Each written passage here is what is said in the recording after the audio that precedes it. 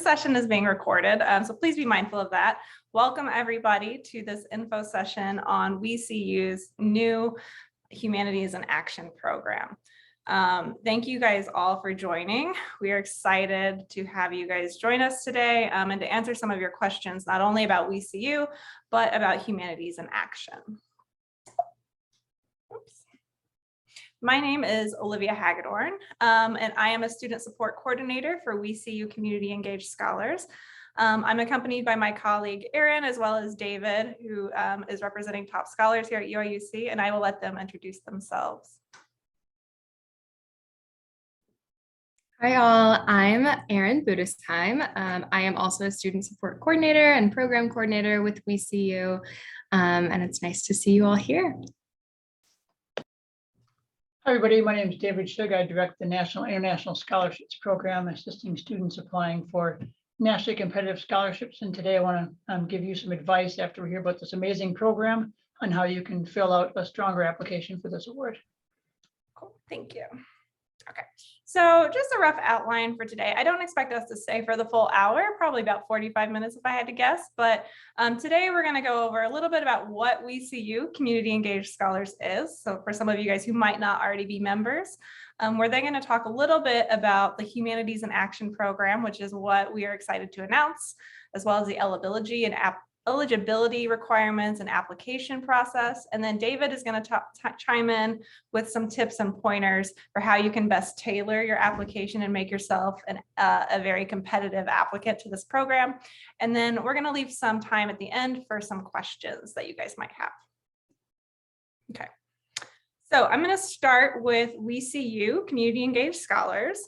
We are a campus service and volunteering program at the University of Illinois Urbana-Champaign. Our program was founded in the summer of 2020. So as you can imagine, that is right at the heart of the pandemic. And we have been active ever since on campus. And so we have three core values that we sort of design our program around. And the first being impact, that WeCU scholars are actively engaged in meeting our community's needs. The second core value that we pride ourselves in is experience. So WeCU scholars gain valuable skill sets and experience through hands-on activities with community partners, and that you guys can use these experiences in turn to bolster your resumes, right? And finally, the final pillar would be community. So WeCU scholars are connected with other like-minded students, that is students who also want to be active in the community, and that you are supported in turn by those peers and by WeCU and the community partners with whom we work. But of course, WeCU is not simply a recognition program on campus here. We are also very active in connecting UIUC students to our community partners. And so we provide trainings, mini grants, and we provide actual projects that you can work on as a WeCU scholar. And so here are some of the various organizations that our students have been most active in recently. You can see Education Justice Project is one that we often have students working with, United Way, the University YMCA of UIUC. All of these are places where our students have found meaning through service on every semester since WeCU has been in existence. Okay, so Humanities in Action. We're going to focus on this today for this info session. Erin is going to put the program link into the chats for everyone to access. I'm going to first start off by saying that this program has been generously funded by the Humanities Research Institute on campus and a UIUC alum, Dr. Dan Shin. And it's clear from conversations with students that Erin and I have had that you guys all really want community service and engagement opportunities, but one, you don't always know where to ask or where to find those opportunities. And more importantly, that many of you guys face barriers that prevent you from taking advantage of service opportunities through WeCU. And so we are launching the Humanities in Action service program to remove some of those barriers and hopefully encourage humanities students at the University of Illinois to take your training outside of the classroom and into the community. As you guys all know, as humanists, We have a lot to offer to our community, but we also have a lot to learn. And at WeSeeU, we really strive to position our community partners as experts who can teach us new ways of thinking as well as new skill sets. And so we're really trying to bridge that sort of campus community divide with this program. Okay, so with that in mind, let's shift over to the program highlights. So 5 students will be selected from a pool of applicants, and you will work together on a community service project in our greater Champaign-Urbana area. This program will start in August of 2022, and it will finish in December of 2022. And over the summer, so I would say probably late July, early August, WeSeeU will work with you to identify some major, perhaps, interests that you might have, and to find a service project that fits those interests, as well as the skill sets that you have and the skill sets that you want to develop through service. So this can be an entirely new project. So for example, if you wanted to become active with Education Justice Project or Books to Prisoners, but you just don't know how to quite get there, we can help connect you to that organization. But let's say you've already have an established relationship with Education Justice Project. We are more than happy to let you continue that work in a more sustained capacity through Humanities in Action. Okay. I will also say that students who are selected to participate in this program have the option of working alone. So perhaps, again, if you have already established in a relationship with a community partner and you want to continue that, you are more than welcome to do that alone. But if you would very much like to be a member of a cohort of a group of students working on a project, we're also willing to accommodate that as well. So as part of this program, you will receive a $1,000 stipend. You will also receive training and connection to like-minded peers, and you will receive all of the benefits of being a WeSeeU scholar, meaning you will be eligible for mini grants to support the costs associated with service. So let's say you need to, I don't know, Erin, like what do we give mini grants for? Let's say you need paper and supplies. You're tutoring students at DREAM, which is one of the organizations that we work with frequently. Let's say that you need notebooks, pens, papers, and things to be able to do the service in the way that you would like to do it. WeSeeU is happy to reimburse you for the cost of those materials. And so as a Humanities in Action scholar, you will be eligible to receive those mini grants in addition to the $1,000 stipend. You will also learn about internship opportunities and support available through the Humanities Research Institute on campus. And so some of you guys might not be familiar with what we call HRI. HRI is exactly what it sounds like. It is a campus unit that supports dynamic research in the humanities. And they are trying very hard to broaden their connections and their reach to undergraduate students. And this is one of the ways in which they are doing that. And so this program will tap you into some of those networks of HRI. And I should note that HRI has its own internship opportunities that often run throughout the entire academic year. And so as a member of this program, you're going to be learning a lot about what those programs are. We're going to be introducing you to people at HRI so that if you are interested in applying to an HRI fellowship or an internship, you will have a leg up compared to other applicants. And finally, as part of the Humanities in Action program, you're going to have access to professional development. So we're going to pull in members from the Career Center, representatives from the Career Center, representatives like David here, who can help you really sort of learn how to communicate the experiences that you are gaining in your resumes, as well as in job interviews and cover letters and things like that. Okay, so program requirements. This program will typically, again, this is a give or take, dedicate about 4 hours per week to program activities. That does not mean that you have to dedicate necessarily 4 hours a week to service. Within that 4-hour total, we are including meetings, workshops, and trainings.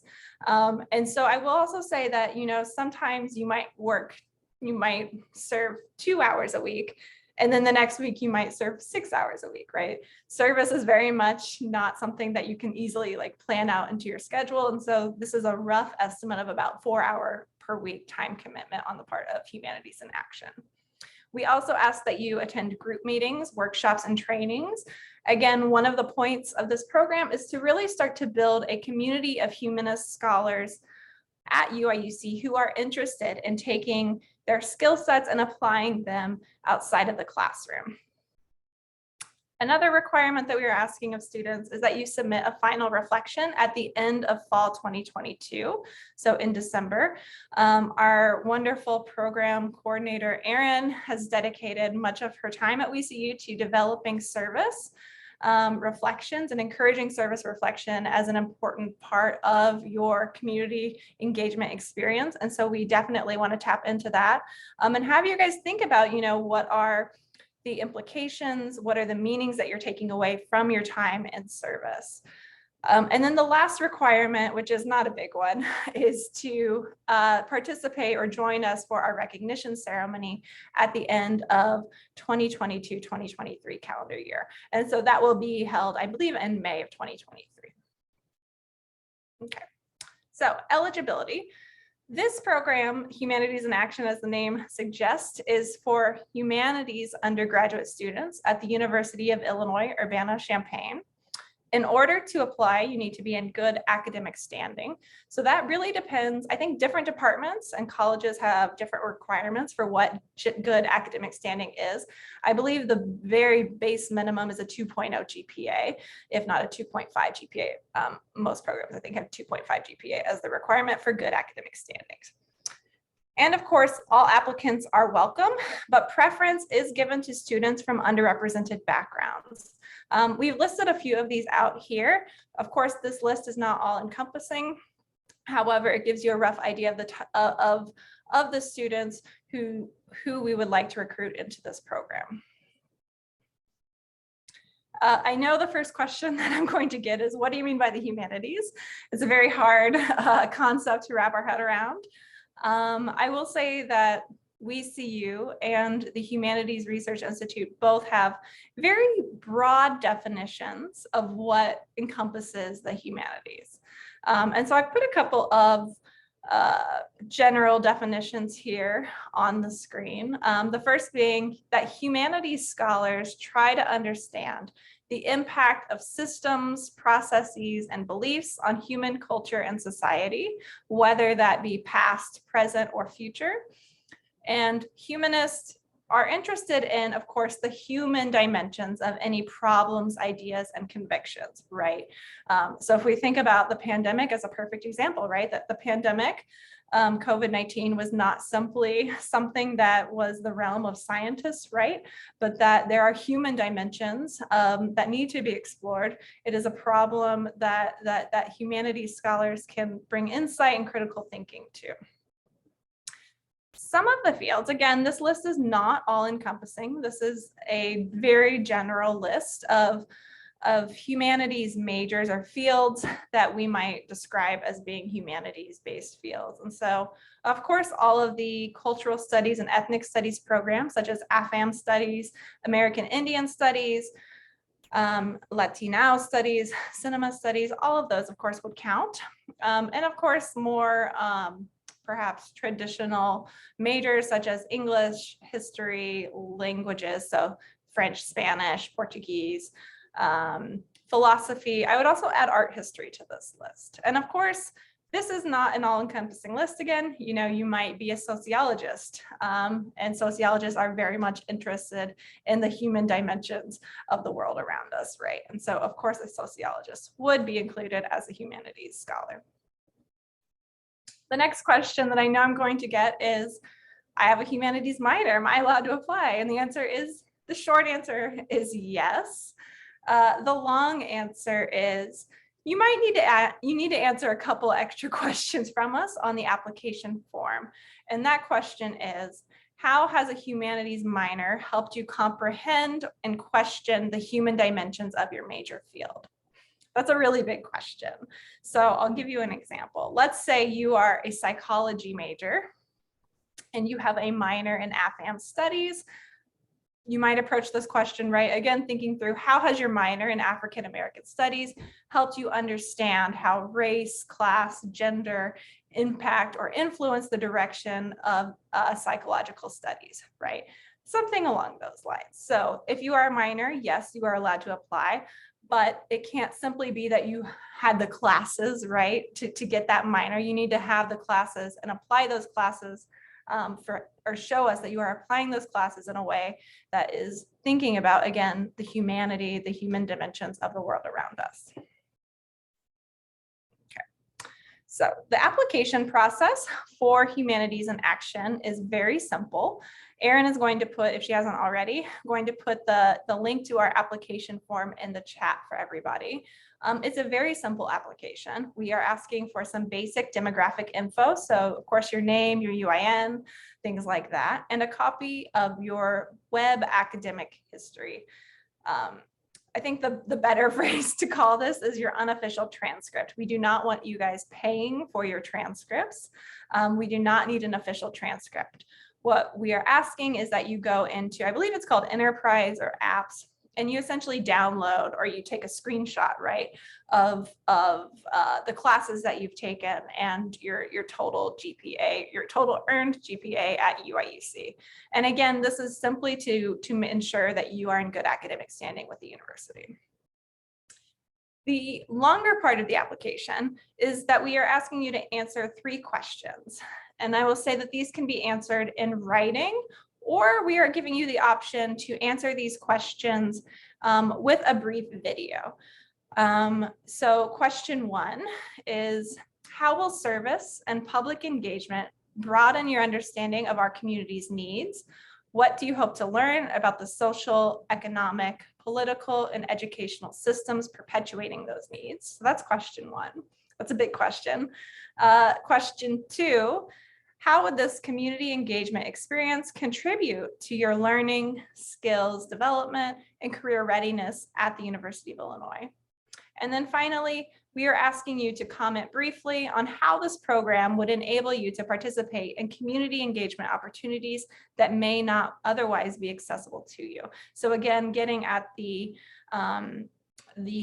conviction, right, that this program is designed to benefit students who have historically been excluded from service opportunities on this campus.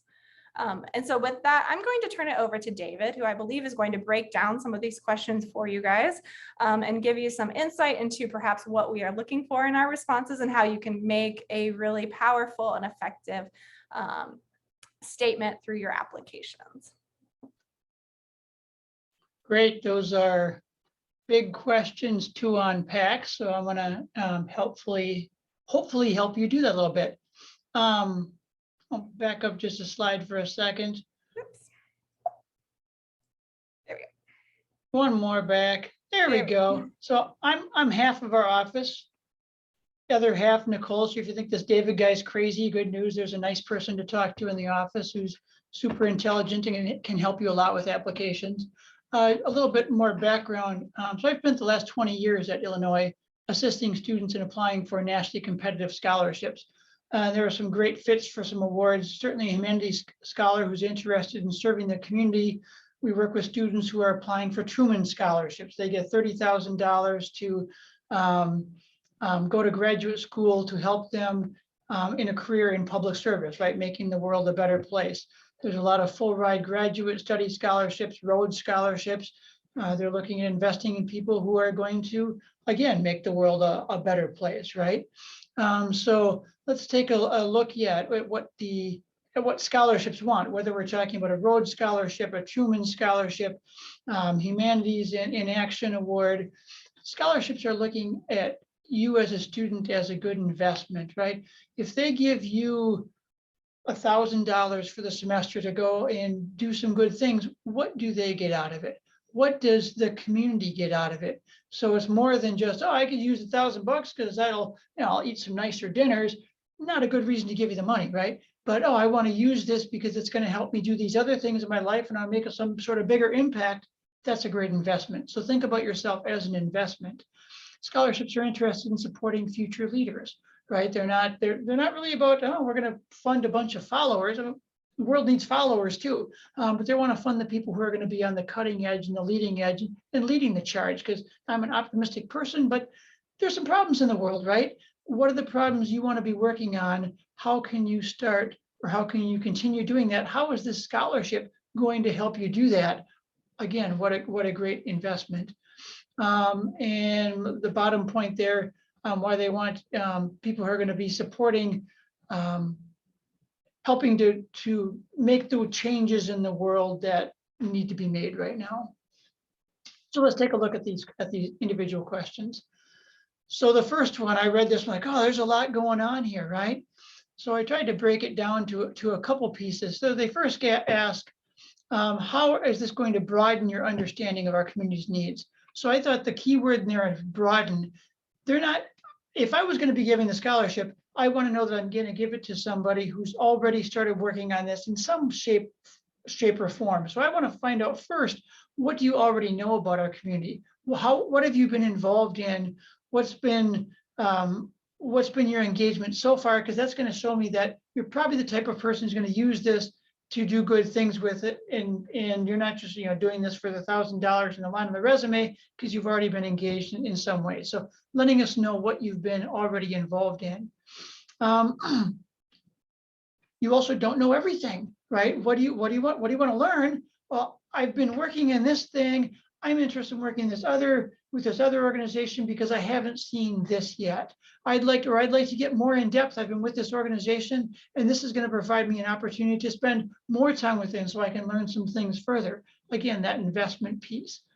Then finally, I think the big question, if everything goes perfect in your life, which it never does, but we got a dream, right? If everything goes perfect, what's the thing, what's the issue, what's the item you'd like to be working on later on in your career? It doesn't need to be like, I want to be a this, but it's, I want to work on this problem, and maybe I'll do it as a this or as a that or as a something else, but here's the thing I'm focused on.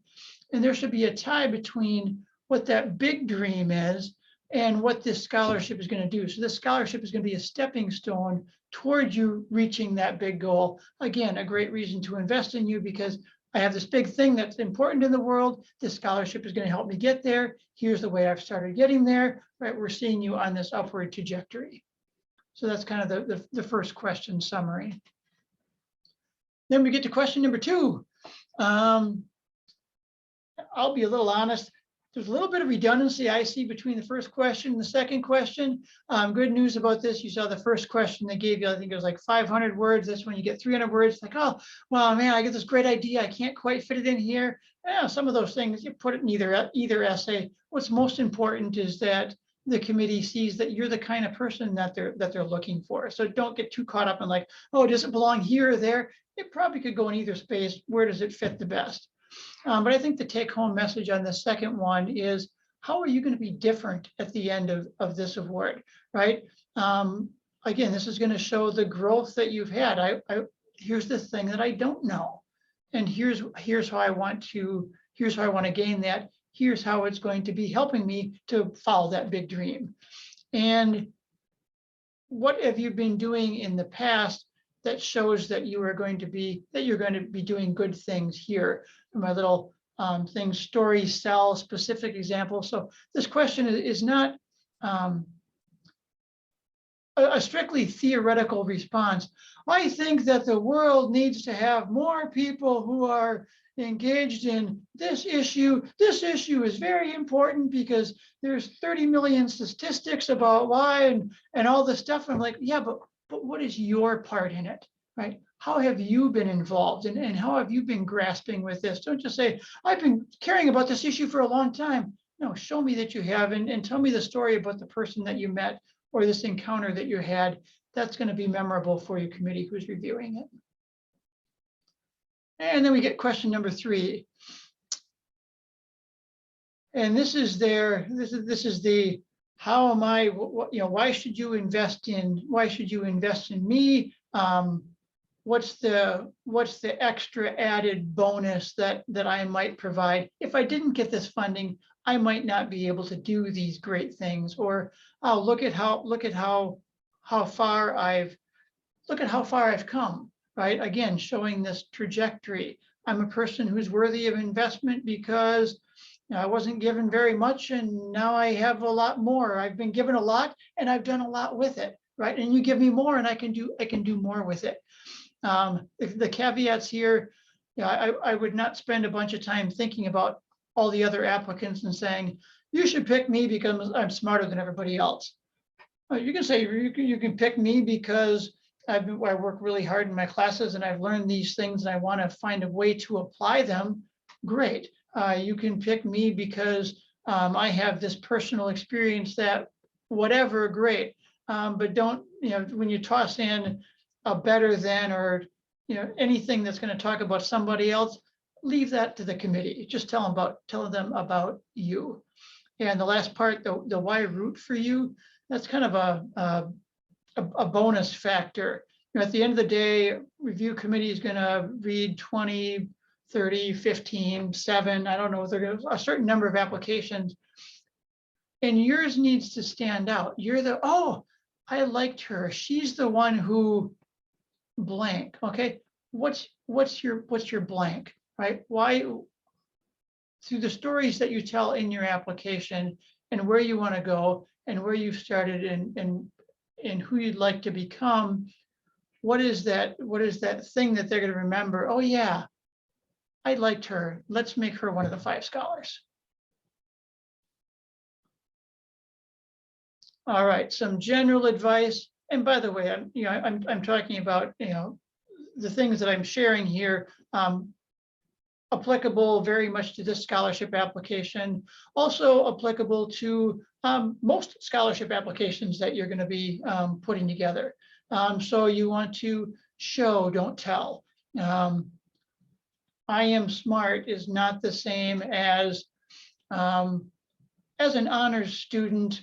I have done these 3 research projects around the area of food insecurity, and now I would like to go and apply them to this thing. I've done that in the past by X, Y, and Z. Oh, wow, I just found out you're smart. You didn't have to tell me you're smart. The theoretical and the practical. So I said, I don't, it's not gonna be very compelling just to have everything all up in the clouds. There's big issues in the world that need to be solved, and these authors have looked at them and blah, blah, blah, all the stuff like, okay, I'm falling asleep right now. At the same time, this is not just, they're not asking for your resume. They don't want bullet points. Volunteered 40 hours in this place, volunteered 30 hours. And mix these 2 together. Here's what I think. Here's what I've done about it. Here's what I think. Here's 3 different things that will show you that I'm this person who I say that I want to be. Thinking about your biggest, what's your best stuff, right? And do they make it into your application? So if like, oh, I'm really, really proud of this thing. And when you're writing your essays, make sure that thing is in there. Spin it to fit somehow, because they're not going to know about it unless you share it with them. Positive language versus negative language. So I work in a scholarship office, scholarship geek or whatever. You can make all sorts of jokes about that. There's some peer-reviewed studies where scholarship applications where in personal statements and stuff where people have a lot of no's and don'ts and couldn'ts and would never, like that language, those applications are less successful than the doers and the positive. And you can think about any issue, and instead of phrasing it negatively, phrase the positive side. You're going to go further with that. Have other people read your application. You have all sorts of ideas in your head. You know exactly what you're saying, but it doesn't really matter if the person who's reading it doesn't get what you're saying. So share it with an outside audience. Writers' workshop, super helpful to do that for you. Last part, a balance. What are you going to get out of this experience, and what is it that you're going to give to the experience, right? They want it to be good for you. They want it to be good for them. If both of those aspects come out in your application, I don't know, is it 60-40 or 40-60 or 30-70 or whatever, make sure that they're both in there.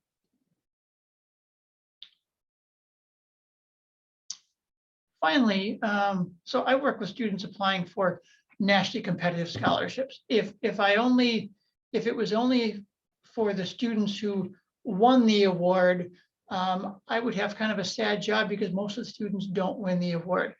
I want you to think about applying for a scholarship in this fashion. Whether or not you're going to receive this award, you should make it a useful experience for you, right? You're going to force yourself to put down on paper what is my big goal? What is my big dream? Right? That's a cool thing to do. You don't do that in class assignments, right? You are going to put together, okay, here's what I want to be. Here's how I've started being that. Here's the things. Oh, yeah, you know what? I've done okay, right? That big contribution, having this all put together in a nice application, package. This is going to be good for you. And guess what? All the thoughts and ideas that you're putting into this scholarship application or any other application, you're going to use the same thing when you're applying for internships, when you're applying for jobs, when you're applying for scholarships through my office someday. So applying for a scholarship in and of itself is going to be a positive thing. And that's a win, whether or not you're going to be receiving the award. And finally, if you're like, oh, these scholarships, they sound kind of cool. Let's see what's he talking about. There you can send an email to us, add you to the database if you'd like to talk to me about some of the nationally competitive scholarship opportunities. I'd be glad to make an appointment. Again, if you think that David guy's crazy, he's too intense, whatever, ask for a meeting with Nicole. It'll work out perfectly. Thank you, David. That was very helpful. And I should note that WeSeeU is in the process of creating a scholarship database on our website that features many of the scholarships that David helps students apply for, because many of them feature service and community engagement as some of their primary takeaways. And so keep an eye on our website, and we hope that we can really encourage our WeSeeU students to apply to some of those national scholarships in addition to the Humanities in Action awards that we are giving out. So some final takeaways before I open it up for questions. Applications for this program are due April 3rd at midnight. So it's a Sunday at midnight. We hope to award, to notify recipients by the start of May. Program details and the application form can be found at wcu.edu/humanitiesinaction. Erin, of course, put those links in the chat, but if you can't seem to find them later, shoot us an email at wcu@illinois.edu, and we are always here to answer questions. So with that, I'm going to open it up to questions and comments from the chat, or if you want to unmute yourself and ask a question, we are here to answer your questions.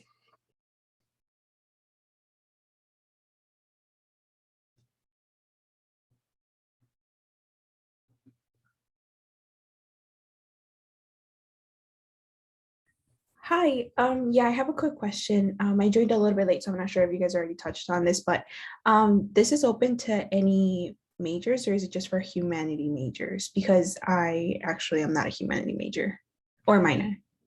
Yeah, that's a great question. Sorry, I'm trying to find. Yeah, so the question that we would have, or how I would respond to that, is that this program is specifically designed to support humanities students. That being said, we take a very broad definition of what is a humanities student, right? So let's say you are an engineering major, right? We are not saying that engineering majors are excluded from this program. You need to make the case, though, in your application questions of why you consider engineering or how you approach engineering from a humanist perspective, right? So really thinking through how you are centering humanity, human systems, processes, beliefs in engineering. That's how I would respond to your question. Does that help? Yes, it does. Thank you.